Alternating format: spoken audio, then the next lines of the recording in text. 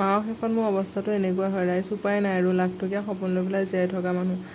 আৰু ৰাতিপুৱা আজি অলপ সোনকালে উঠিলোঁ সেয়াটিকে ভাবিলোঁ অকণমান মৰ্ণিং ৱাক কৰি আহোঁ সেয়াটিকে গ'লোঁ খোজকাঢ়িবলৈ আৰু মানে ইমান ৰ'দ দিছে নহয় এই ৰাতিপুৱা 5টা বজাতে ৰ'দে খাওঁ খাওঁকৈ ধৰিছে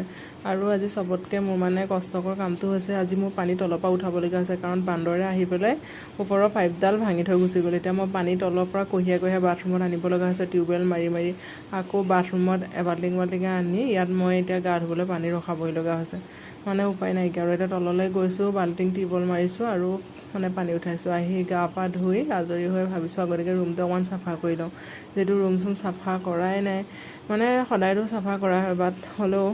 কিবা মানে ৰুমটো যিমানে চাফা কৰোঁ নহয় মই এবাৰ যদি ক'ৰবাত যাওঁ নহয় এটা বস্তু উলিয়াব নোৱাৰোঁতে গোটেই ৰুমটো মানে মই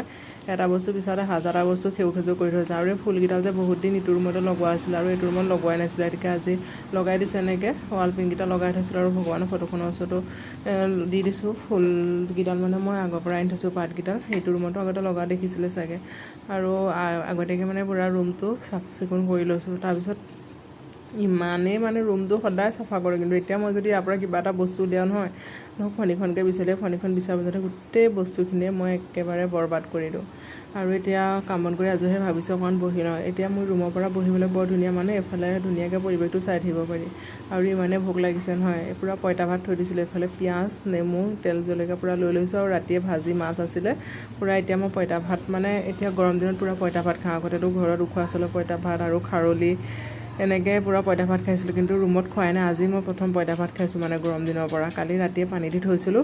আৰু ভাজিও আছিলে সেইতকৈ জোখত পৰিলে বোলো আজি পঁইতা ভাতকে খাওঁ আৰু মানে পঁইতা ভাতলৈ যেতিয়া মনত পৰিলে ন এইখিনিত বহিছিলোঁ নহয় এতিয়া ৰখি থাকিব মন হ'ল বোলো ভাতটো খাই লওঁ আৰু ভাতটো খোৱাৰ পিছত এচুৱা টোপনি ধৰিছে নহয় তাৰপৰা বোলো শুইয়ে দিওঁ আৰু পিছত শুলেও কি হ'ব বহুত কাম আছে বুলি ভাবি আকৌ উঠিলোঁ মানে কাইলৈ ইনস্পেকশ্যন আছে বুলি কাপোৰযোৰ মই বোলো আগতীয়াকৈ ধুবিটাত দি আহোঁ অলপ ইস্ত্ৰি ধুই মেলি ইস্ত্ৰি দিবৰ কাৰণে যিহেতু মানে কয়লা ইস্ত্ৰি দিলে বেছি ভাল হয় পেজটো সেয়াটিকে মানে কয়লা ইস্ত্ৰি দিবৰ কাৰণে দিছোঁ এনেই কাৰেণ্টৰ ইস্ত্ৰি মই ৰুমতে দিব পাৰোঁ নৰ্মেলি পিন্ধিবৰ কাৰণে কাৰেণ্টৰ ইস্ত্ৰি দি লওঁ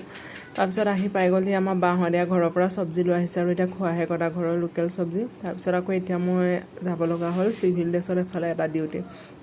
পটককৈ ওলাই ল'লোঁ আৰু ইমানেই ৰ'দ দিছে নহয় মই বোলো আধা মই ছাতি লৈ যাম আৰু ছাতি লৈ পেলাই মই ডিউটি গৈছোঁ উপায় নাই বহুত ৰ'দ দিছে ডিউটিৰ পৰা আহি পাই বা আৰু মই ওলাই গ'লোঁ অকণমান বজাৰৰ ফালে বিশালতে এপাক মাৰিলোঁ আৰু এনেহে আৰু অলপ ঘূৰি ফুৰি গুচি আহিলোঁ বাকী আজিলৈ